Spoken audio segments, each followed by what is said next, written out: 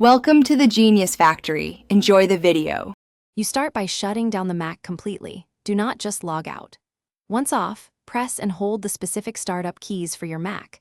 Command-R for standard recovery, Option-Command-R for internet recovery, or Shift-Option-Command-R for firmware-specific versions.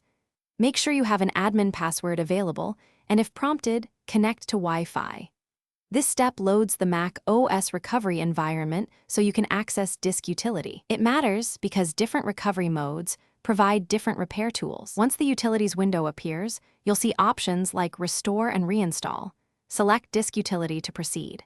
Make sure to choose View then show all devices so you can see physical disks and containers. This is essential for full repairs. If you need to run First Aid, select the physical drive first, then click First Aid and confirm.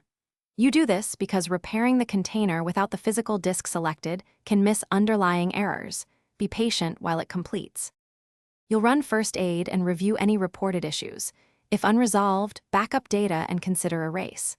When erasing, choose apps for SSDs or Mac OS Extended, journaled for older HDDs, then relabel the volume.